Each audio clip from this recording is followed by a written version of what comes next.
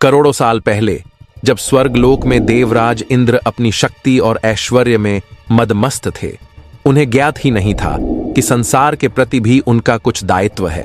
इससे संसार का संतुलन बिगड़ सकता था।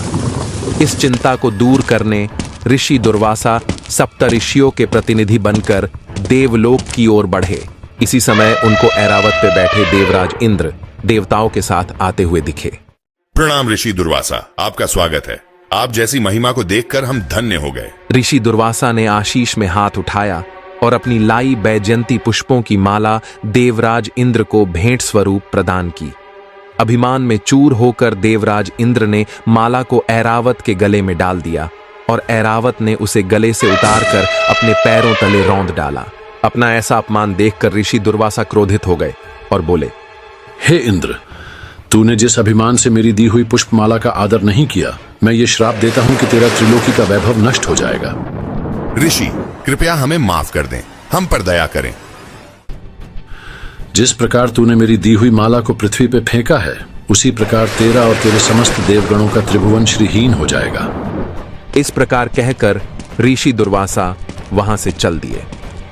ऋषि दुर्वासा के शाप के कारण देवताओं की शक्ति क्षीण हो चुकी थी। इसका लाभ उठाते हुए असुरों ने स्वर्ग पर आक्रमण कर दिया।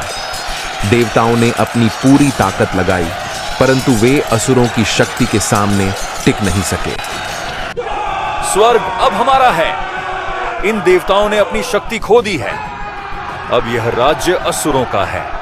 हमारे पास अब कोई विकल्प नहीं बचा। स्वर्ग हमारे हाथ से चला गया। हमें मार्गदर्शन की आवश्यकता है। चलो भगवान ब्रह्मा के पास चलते हैं। इस विपदा का हल ढूंढने सभी देवता ब्रह्मा जी के पास गए। हे ब्रह्मदेव, हम घोर संकट में हैं। असुरों ने स्वर्ग पर अधिकार कर लिया है। हमारी शक्तियां नष्ट हो चुकी हैं। देवताओं, तुम्हारा यह संकट तुम्हारे अहंकार और गलतियों का परिणाम है। कृपया हमें इस स्थिति से बाहर निकलने का मार्ग दिखाएं। इस समस्या का समाधान केवल भगवान विष्णु के पास है। आओ हम सब मिलकर उनकी शरण में चलें। भगवान ब्रह्मा और सभी देवता ब्रह्मलोक से भगवान विष्णु जी के पास चले गए। हे भगवान विष्णु, इन देवताओं ने अपने अहंकार के कारण अपनी शक्ति खो दी है। अब असुरों ने स्वर्ग पर अधिकार कर लिया है।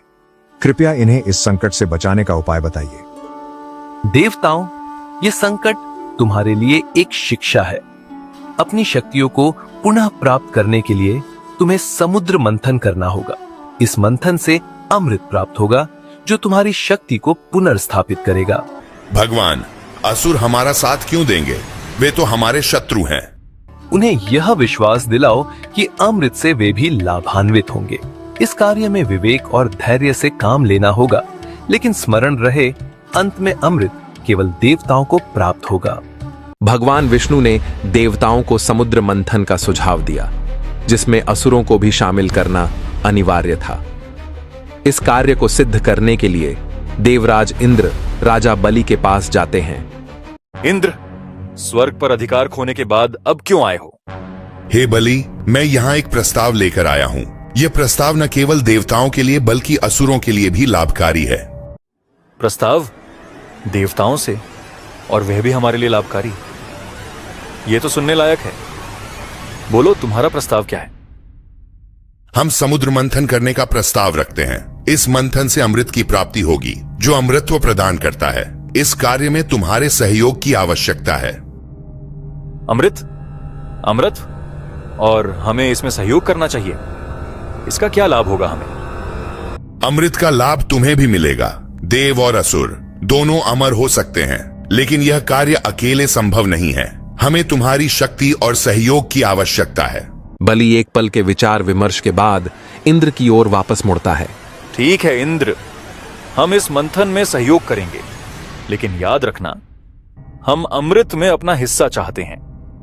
यदि किसी प्रकार की चालाकी हुई तो उसके परिणाम की जिम्मेदारी तुम्हारी होगी।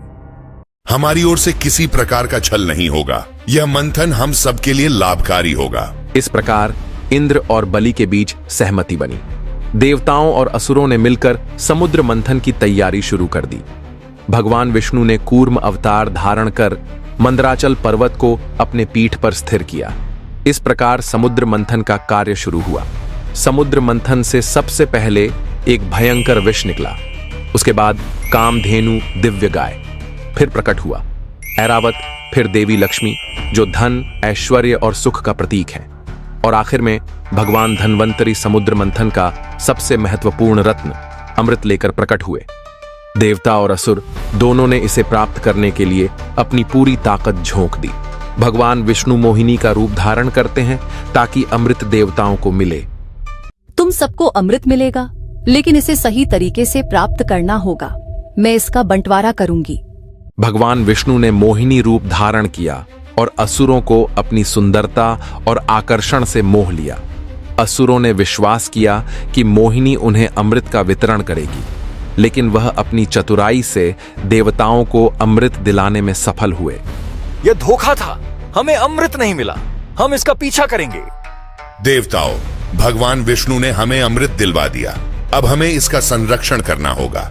असुरों ने अमृत के लिए देवताओं का पीछा करना शुरू किया और यह संघर्ष जारी रहा। असुरों और देवताओं के बीच यह संघर्ष पूरी तरह से आकाश में फैल गया।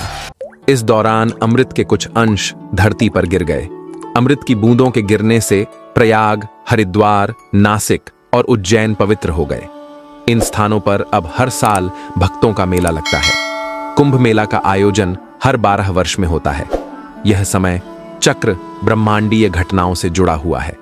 जब सूर्य, चंद्रमा और बृहस्पति ग्रह इन 4 पवित्र स्थानों के ऊपर विशेष रूप से स्थित होते हैं, तो यह समय कुंभ मेला के आयोजन के लिए उपयुक्त माना जाता है। तो यह थी ऋषि दुर्वासा के शाप और कुंभ मेले की पवित्र यात्रा। एक शाप से उत्पन्न हुई यह अद्भुत कथा अब हमारे लिए एक प्रेरणा बन चुकी है। अगर आपने इस कहानी से कुछ सीखा और दिलचस्पी महसूस की तो कृपया इस वीडियो को लाइक, शेयर और सब्सक्राइब जरूर करें। इससे हमें और बेहतर वीडियो बनाने की प्रेरणा मिलेगी। धन्यवाद।